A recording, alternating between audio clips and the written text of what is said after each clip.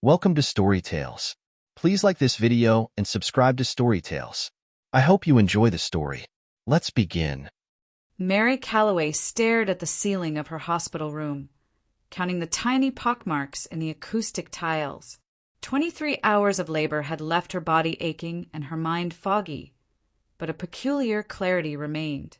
She'd brought 2 lives into the world today, her twins, Ivy and Orion, perfect in every way, with tiny fingers and full heads of dark hair. They'd been taken to the nursery an hour ago, giving her a moment to rest before the lifetime of motherhood that awaited her. The door to her room swung open. Mary turned, expecting a nurse, but instead saw Jack, her husband. His face was ashen, his normally perfect hair disheveled. Behind him stood Margot Calloway, her mother-in-law, dressed as if for a board meeting rather than a hospital visit. Her tailored navy suit was immaculate, her silver hair pulled into a tight bun. "Jack!" Mary's voice was hoarse from screaming during labor. "What's wrong?" Jack wouldn't meet her eyes. He clutched a manila envelope in his hands, knuckles white with tension.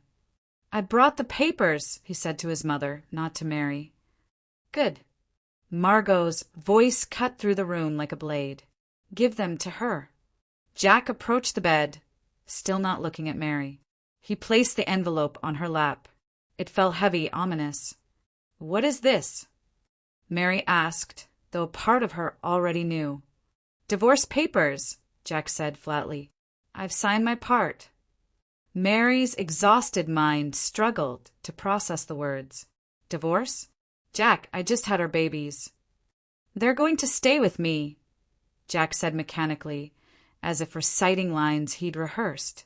"My lawyers will be contacting you about visitation." Mary's fingers trembled as she opened the envelope. Inside were legal documents, cold and formal, declaring the end of her marriage. The room seemed to tilt beneath her. "I can't do this," Jack muttered, voice empty. "I never should have married you." Margot stepped forward, her diamond ring catching the harsh fluorescent light as she tapped her expensive Birkin bag. "This family has a reputation to uphold," she sneered. "You were a mistake. My son is rectifying that." Mary gripped the papers so hard they crumpled. Her entire body tensed, her jaw clenched so tight her teeth might crack. But she didn't cry. Not a single tear formed in her eyes. "You planned this," she said, her voice steady despite the hurricane in her chest. "You waited until I was at my weakest." Margot gave a thin smile.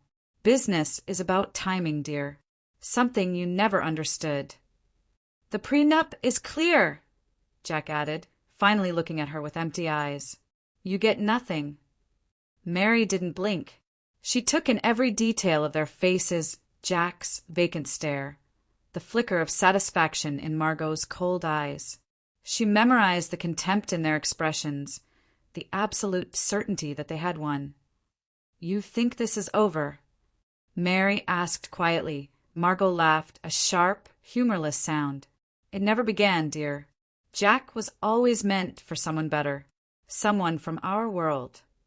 "You have 24 hours to sign," Jack said, backing toward the door. "My lawyer will return tomorrow." They turned to leave, Margot's hand possessively on her son's arm, guiding him away. "Jack," Mary called out. He paused but didn't turn around. "Remember this moment," she said, her voice calm and controlled. "Remember exactly what you did today." When the door closed behind them, Mary didn't collapse. She didn't wail or scream. Instead, she studied the papers, reading every line, understanding the legal trap they'd set for her. They thought they'd crushed her, but they'd only awakened something dormant inside her. They thought they'd won. They were so wrong. 3 months later, Mary stood outside the rundown Prairie Motel, juggling grocery bags and twin carriers. Orion fussed, his tiny face scrunched in discomfort. Ivy slept, oblivious to their circumstances. The neon sign above them buzzed and flickered, casting a sickly glow on their faces. "Almost there, little man," she whispered to Orion. "Just a little longer." Room 118 smelled of mildew and cheap air freshener. Mary set the carriers on the bed before dropping the grocery bags on the kitchenette counter. $97 to last the week. It would have to be enough. She checked her phone. 3 missed calls from the diner manager. Her shift started in 2 hours, but the babysitter had canceled. Again, Mary sank onto the edge of the bed, careful not to disturb the twins. 3 months of this. 3 months of scrambling for survival while the Callaways pretended she didn't exist. She'd applied to 38 jobs. All rejections. Her bank accounts had been frozen the day after the twins' birth joint accounts. It turned out that Jack had complete control over. The apartment she'd called home was gone. The lease had been in Jack's name all along. "It's temporary," she told the twins, though they couldn't understand. "Everything they took, we'll get back. With interest." Her phone rang again. The diner manager, Rita. "Mary, where are you?" "We're slammed tonight. My sitter canceled. I can't find. 3rd time this month. Look, I need reliable people." Mary closed her eyes. "Please, Rita, I need this job." A heavy sigh came through the line. "Be here by 8. Not a minute later. The call ended. Mary looked at her children, then at the clock. She had 40 minutes to find a sitter or lose her job. 3 frantic calls later. She found Mrs. Patel from 2 doors down, a retiree who agreed to watch the twins for cash under the table. Mary dressed in her waitress uniform, a polyester nightmare that smelled perpetually of fry oil. She kissed each twin, her heart breaking a little as she left them. The diner was chaos Friday night rush with 2 servers down. Mary worked without stopping, taking orders, refilling coffee, forcing smiles for tips. Her feet ached, her back screamed. But she moved with determined efficiency. At 2 a.m., she counted her tips in the break room. $78 not bad for a night shift. As she gathered her things to leave, she overheard 2 customers at the counter. "That's Callaway's ex, right? The gold digger." "Yeah. Heard she tried to trap him with those kids. Now look at her." Mary froze, her hand on her purse. "Heard. He's engaged again. Some socialite. Upgrading, I guess." The men laughed. Mary walked past them, head high, not acknowledging their existence. But inside, something hardened further. Engaged again, was he? Moving on while she scraped by, back at the motel, she paid Mrs. Patel and checked on the sleeping twins. Then she opened her laptop, the one possession Jack hadn't managed to take from her. She began researching, fingers flying over the keys. Jack Callaway's social media revealed the truth he'd proposed to Lauren Prescott, daughter of a state senator. Photos showed them at galas, his arm around her waist, both smiling. As if he hadn't abandoned his own children months earlier, Mary dug deeper. Lauren Prescott's family had political connections. Margot Callaway had business ties to Senator Prescott. It was a merger, not a marriage. She opened a new document and began typing. Names, connections, weaknesses. The beginnings of a plan. The twins stirred, and Mary closed the laptop to tend to them. As she fed Orion, she gazed at her children's faces. "They think we're finished," she whispered, "but we're just getting started." Every degrading moment, every struggle, every whispered comment, it all became fuel. She wouldn't just survive this.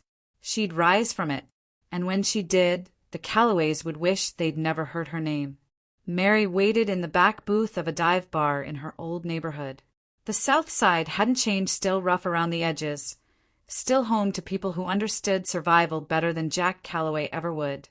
The door swung open, and a tall man in a black jacket entered. He scanned the room, spotted her, and approached with a confident stride. "Mary Callaway," Zeke Monroe said, sliding into the booth across from her. "Been a long time." Mary studied him. They'd grown up together, but life had taken them in different directions. Zeke had stayed in the neighborhood, building a reputation as someone who could make problems disappear. "Thanks for coming," she said. "Couldn't believe it when I got your message." Last I heard, you were living the dream in Gold Coast with some rich boy. Dreams end. Zeke nodded, not asking for details. That was one thing she'd always appreciated about him.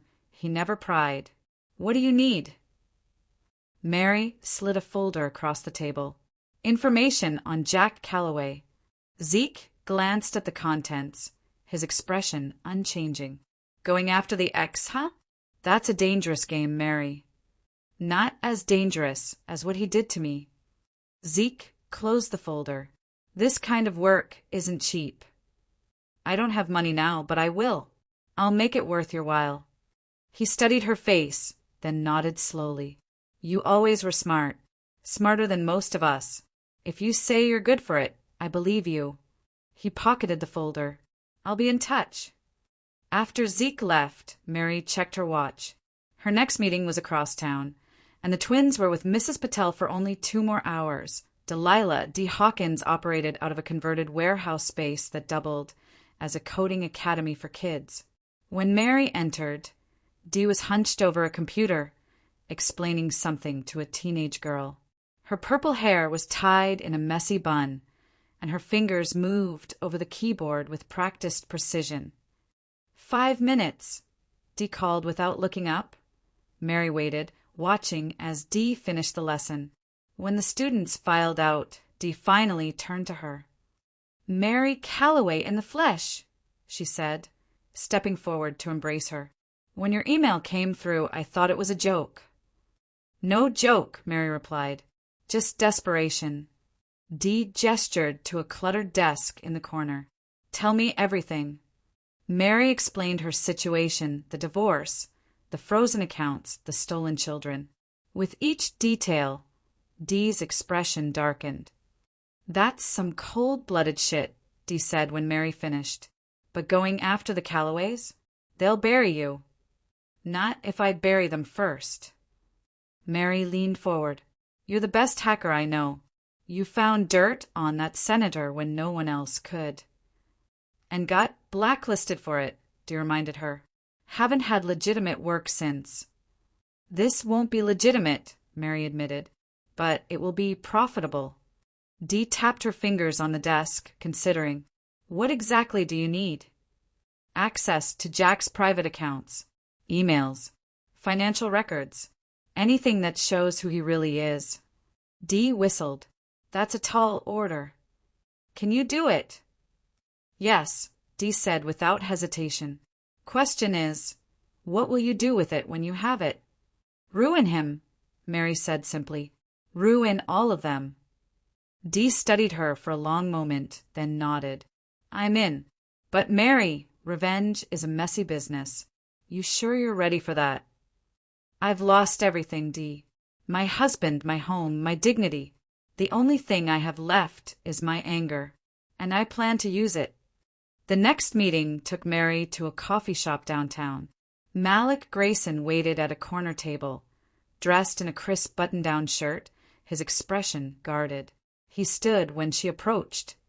Mrs. Calloway, he said formally. Just Mary now, she corrected him, sitting down. Thank you for meeting me. Malik nodded stiffly. Your message mentioned my family's history with Margot Calloway. Yes, I know what happened to your father's company. Malik's jaw tightened. Margot Calloway leveraged my father into a corner, then bought him out for pennies on the dollar. He never recovered. And now you work in finance, analyzing the very system that destroyed your family. I watch my enemies closely, Malik said evenly. What do you want from me? Mary slid a USB drive across the table. Everything I have on Calloway Industries. Financial reports, investor information, board minutes. Malik pocketed the drive. And what do you expect me to do with this? Help me understand their vulnerabilities, where they're exposed, where they could be disrupted. You're planning something illegal. I'm planning something just, Mary corrected. There's a difference. Malik considered her words. My father died believing he failed our family. The truth is he was sabotaged. Margot Calloway doesn't play fair. Neither will I, Mary assured him. Malik's expression softened slightly. I'll look at your information. If there's something there, I'll call you. As they parted ways, Mary checked her phone. She needed to get back to the twins, but for the first time in months, she felt a glimmer of hope. Not the innocent hope she'd once had, but something harder and more dangerous. She'd found her allies, people who understood that sometimes justice required getting your hands dirty. People who had their own reasons to see the Callaways fall. In her tiny motel room that night. As the twins slept, Mary updated her plan. Zeke for contacts and street-level operations. D for digital espionage. Malik for financial strategy. She didn't need to play fair, she needed to play smart, and she was just getting started. 6 months had passed since Mary's world collapsed. 6 months of planning, waiting, and building her strength while the Callaways continued their charmed lives, oblivious to the storm gathering around them. Mary sat in Dee's warehouse, watching lines of code scroll across multiple screens. The twins played in a makeshift playpen nearby, now 9 months old and growing more alert every day. We're in, Dee announced, her fingers pausing over the keyboard. Jack Calloway's entire digital life laid bare. Mary moved closer, studying the screen. Show me his finances first. Dee pulled up bank statements, investment portfolios, and tax returns. Guy's loaded, but it's mostly family money. His personal accounts don't match his lifestyle. That's where Malik comes in, Mary said. Pulling out her phone an hour later, Malik arrived with a stack of documents. I've analyzed everything, he said, spreading papers across Dee's desk. The Callaways are overextended. They're maintaining appearances, but they've leveraged too much on speculative investments. Can we use that? Mary asked. Malik nodded. I've identified 3 shell corporations we can set up offshore. If we route money through these accounts and make it look like Jack's doing it, it would appear he's laundering money, Mary finished. Exactly. And with his family's history of tax avoidance, the IRS would take a very close look. Mary turned to Dee. Can you make the transfers look like they came from him? Dee snorted. Please. I could make it look like he's financing a moon colony if you wanted. Let's start small, Mary said. How quickly can you set this up? Give me 48 hours, Malik replied. Mary nodded, then shifted focus. What about his personal life? Dee, did you find anything there? Dee grinned, pulling up a new screen. Oh, honey, our boy Jack's been a very bad fiancé. Email exchanges filled the screen. Jack and his assistant, messages laced with innuendo, and arrangements for late meetings. Lauren has no idea, Dee added. He's the picture of devotion in public. Not for long, Mary said. Can you leak these? Anonymously through multiple channels, Dee confirmed. By tomorrow morning, every gossip site in Chicago will have them. Mary's phone buzzed. Zeke. Perfect timing, she said, answering. What did you find? 3 women willing to say they had affairs with Jack, Zeke's voice came through. All with similar stories. Are they credible? They're professionals. They'll be convincing. Mary felt a cold satisfaction settle in her chest. Set it up. I want them to come forward after the email leak for maximum impact. When she ended the call, she found Malik and Dee watching her with a mixture of admiration and concern. You've thought of everything, Malik said quietly. Not everything, Mary replied. Just enough to start. Jack's public image is his weakness. He needs people to admire him, to want to be him. We take that away first. And then, Dee asked. Mary looked at her children, playing innocently as she plotted their father's destruction. Then we go after what really matters to the Callaways, their empire. The next morning, Mary fed the twins their breakfast while watching the news on her laptop. The headlines scrolled across the screen. Exposed, Jack Calloway's secret affairs. Her phone lit up with a text from Dee. It's everywhere. Twitter's exploding. Lauren's publicist just canceled all her appearances. Mary allowed herself a small smile. Phase 1 complete point. 3 days later, the financial transfers were in place. By the end of the week, the first former mistress gave a tearful interview, claiming Jack had paid for her silence. 2 more followed, each story more damaging than the last. Jack's company put him on leave pending an investigation. Lauren Prescott returned her engagement ring through her attorney. The Calloway name, once synonymous with Chicago nobility, became fodder for late-night comedians. Mary watched it all unfold from the shadows, neither participating nor intervening. She simply observed as Jack's carefully constructed life unraveled thread by thread. 2 weeks into the campaign, Zeke brought her a tabloid with Jack's face on the cover.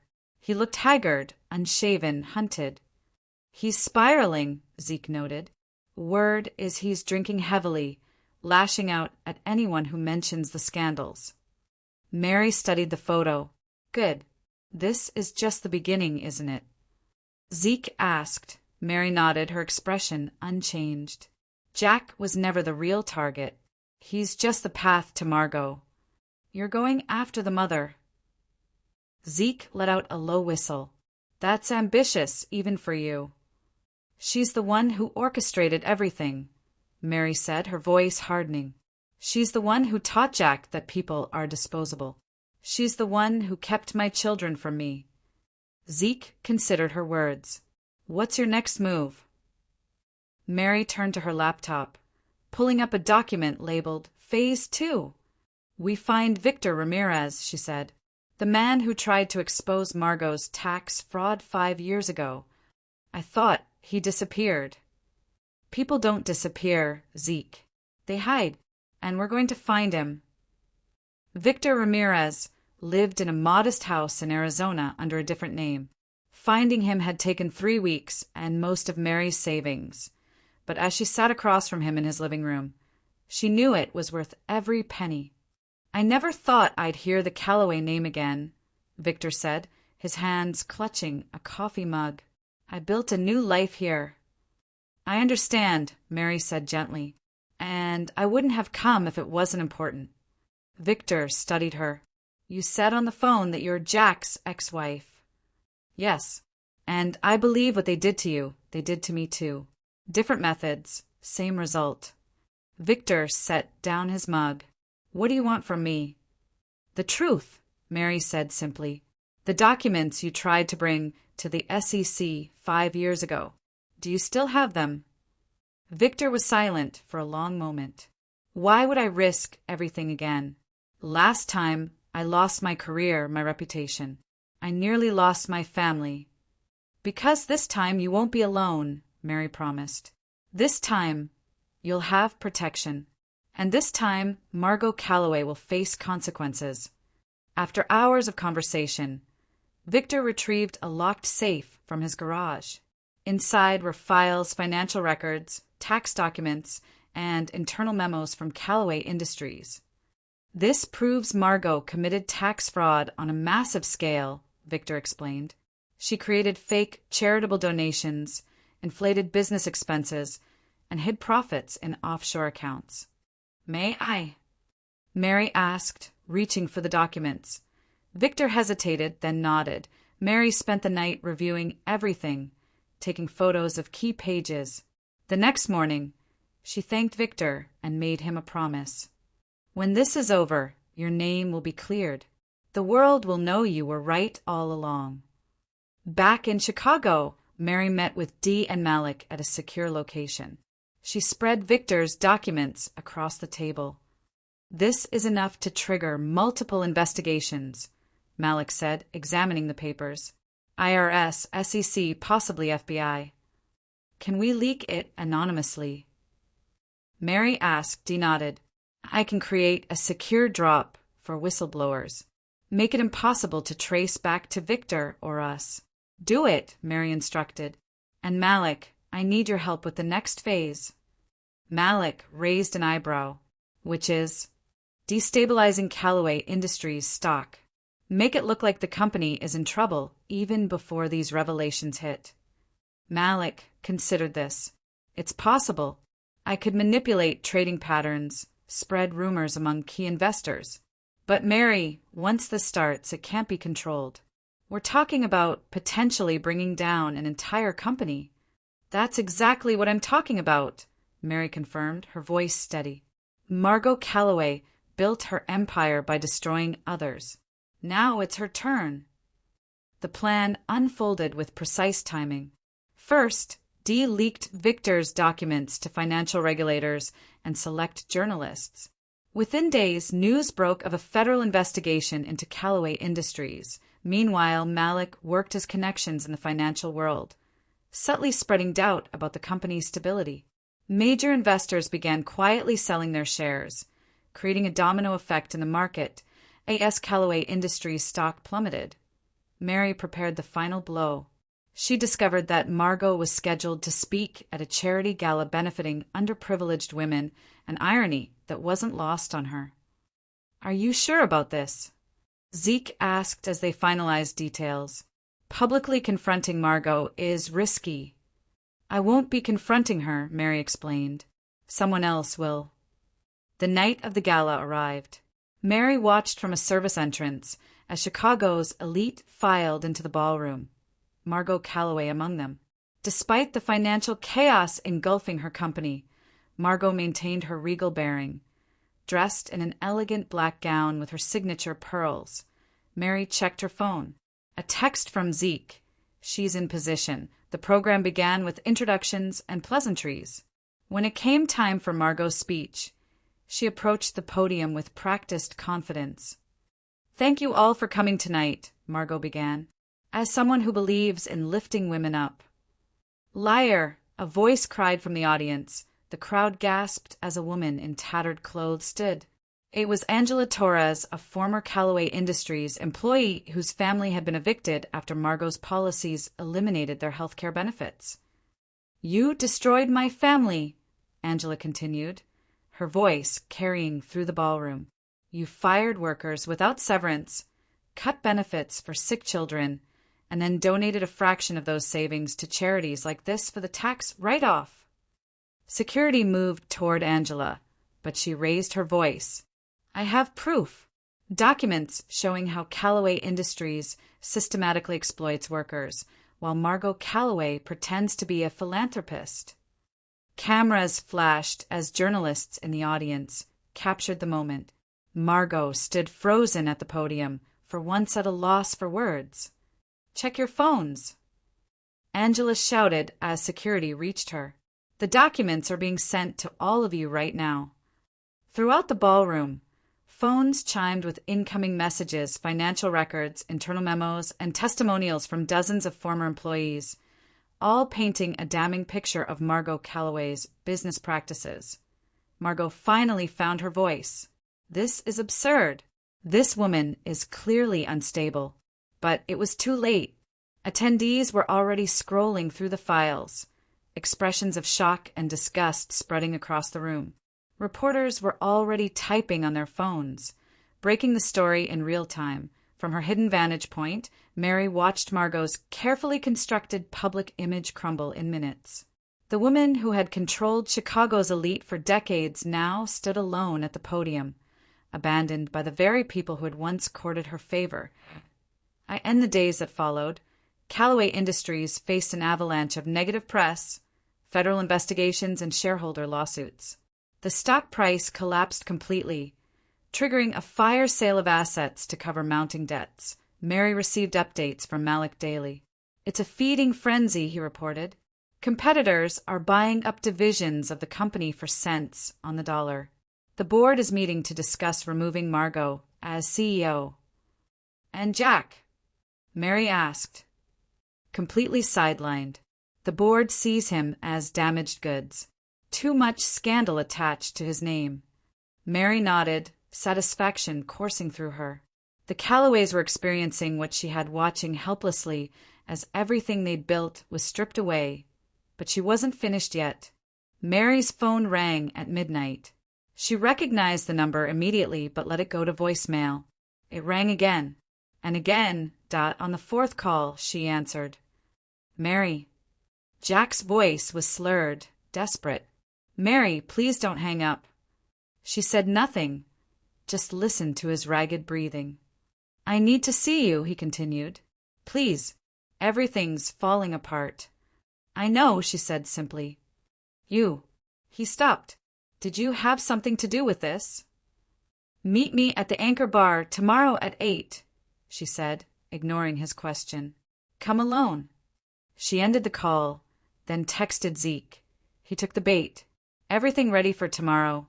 Zeke's response came quickly, all set. The recorder is prepped. You sure you want to face him? Yes, she replied. It's time. The Anchor Bar was dimly lit, smelling of beer and old wood. Mary arrived early, selecting a corner booth with a clear view of the entrance. She wore a simple, black dress, elegant but understated. Her hair was pulled back, revealing the sharp lines of her face. At T8:15, Jack stumbled in. His designer suit was wrinkled, his eyes bloodshot. He looked like a man who hadn't slept in days. He spotted her and froze, as if suddenly unsure of himself. Then he crossed the room, sliding into the booth across from her.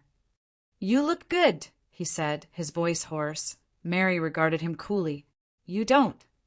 Jack ran a hand through his disheveled hair. Everything's gone to hell.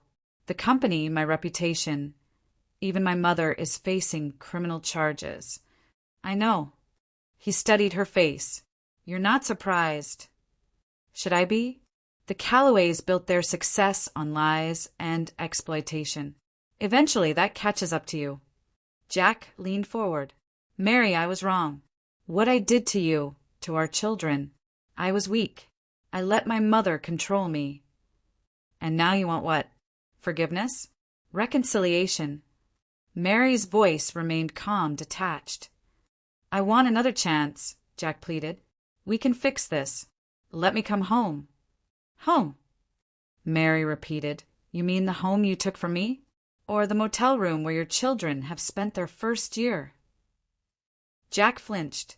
I'll make it right. I have money saved, accounts my mother doesn't know about. We can start over.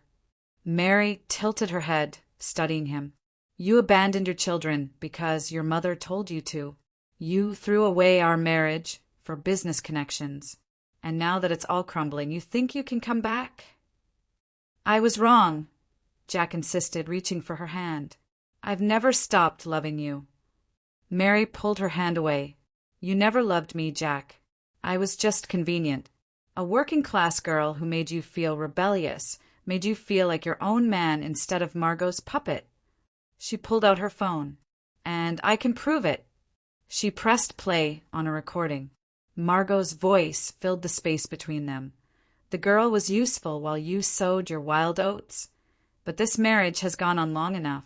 The Prescott merger is too important. Divorce her now, while she's vulnerable from the pregnancy. Our lawyers will handle the rest. Jack's voice followed. What about the children? They're Callaways. They belong with us, not with some waitress from the South Side. Do this, Jack. For the family. Mary stopped the recording. This was 3 weeks before I gave birth. You planned it all. Jack's face had gone pale. Where did you get that? Does it matter? It's already been sent to every news outlet in Chicago. It'll be public by morning. You're destroying me, Jack whispered. No, Mary corrected. You destroyed yourself. I'm just making sure everyone knows it. She pulled out a legal document and slid it across the table. Full custody of Ivy and Orion. No visitation. No parental rights. Nothing. Jack stared at the papers. You can't ask me to sign away my children. I'm not asking, Mary said coldly. I'm telling you what's going to happen. You have nothing left, Jack. Your reputation is ruined. Your family's business is in shambles, and your mother is facing prison time. And if I refuse? Mary leaned forward. Then tomorrow I release everything else I have. Every corrupt deal. Every woman you've cheated with. Every lie you've ever told. You won't just be broke and disgraced. You'll be unemployable. Everywhere you go, people will see you for what you really are. Jack's hands trembled as he reached for the document. You planned all of this from the beginning. I learned from the best, Mary replied. Your mother taught me that business is about timing, about exploiting weakness. Jack stared at her, as if seeing her for the first time. I never knew you. No, Mary agreed. You didn't, but you do now. Slowly, Jack picked up the pen and signed the document. With each stroke, Mary felt a piece of the past breaking away, leaving only the cold satisfaction of victory. You have nothing left, Jack, she whispered as he finished. And after this, you never will. She collected the signed papers and stood. Jack remained seated, shoulders slumped in defeat. Goodbye, Jack, Mary said, walking away without looking back. Outside, the night air felt clean and sharp. Mary took a deep breath, feeling a weight lift from her chest. One final act remained in her plan, Margot's complete humiliation, and then, at last, she would be free. Mary stood in the crowd across from the Calloway mansion, her face partially hidden by large sunglasses. News vans lined the street, reporters clutching microphones as they delivered updates to their cameras. The FBI raid had been underway for hours, agents carrying boxes of documents and electronic devices from the palatial home. Beside her, Zeke watched the scene with quiet amazement. You really did it, he murmured. You brought down the mighty Margot Calloway. She brought herself down, Mary replied. I just made sure everyone saw it happen. The front doors of the mansion opened, and a murmur rippled through the crowd. Margot Calloway emerged, flanked by FBI agents. Her hands were cuffed in front of her, but she walked with her chin high, her expression defiant. Gone were the designer clothes and perfect makeup. She wore a simple gray pantsuit, her silver hair loose around her shoulders. Reporters surged forward, shouting questions. Mrs. Calloway, did you knowingly commit tax fraud? What do you say to the former employees who've come forward? Is it true your son Jack has fled the country? Margot ignored them all. Her gaze fixed straight ahead as she was led toward a waiting car. Mary removed her sunglasses and stepped forward, moving through the crowd with deliberate steps. She positioned herself directly in Margot's path, waiting. The moment Margot saw her, she froze. Recognition dawned in her eyes, followed by disbelief. You, she breathed, the single word filled with venom. Mary smiled. Me. For a moment, the two women stared at each other, Mary calm and composed, Margot rigid with fury. The crowd fell silent, sensing the tension between them. You did this, Margot hissed, low enough that only Mary and the nearby agents could hear. You orchestrated all of it. I learned from watching you, Mary replied evenly. You taught Jack that people are disposable, that loyalty means nothing compared to power. That's the problem with teaching those lessons, Margot. Sometimes the student surpasses the teacher. Something snapped in Margot's eyes. With a primal scream, she lunged at Mary, straining against the agent's grip. You little witch! You destroyed my family, my company. The agents restrained her, but Margot continued to struggle, her composure completely shattered. You're nothing. Do you hear me? Nothing. Mary didn't flinch, didn't step back.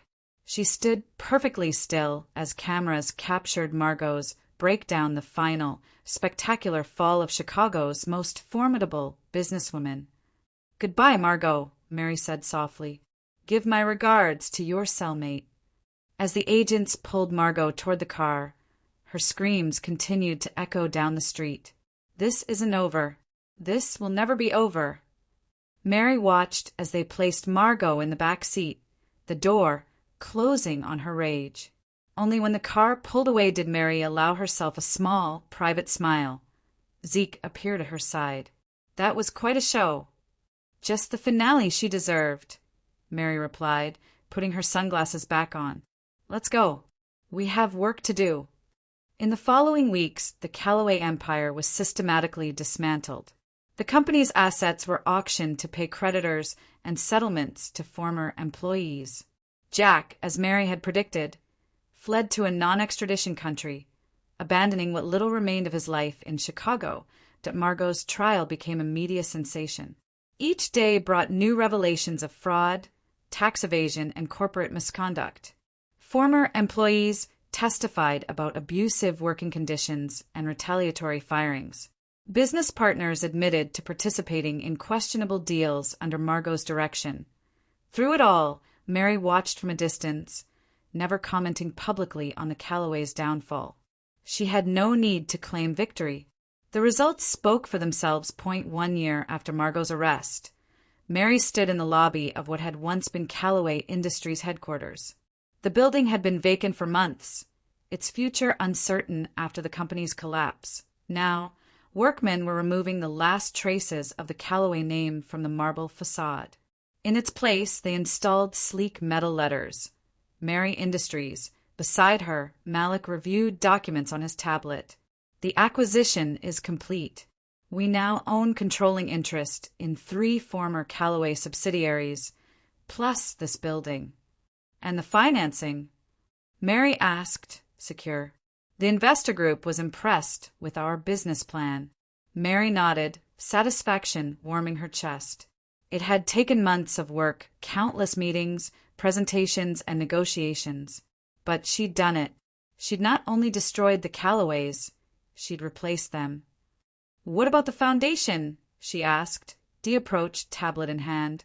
"The New Beginnings Foundation is officially incorporated.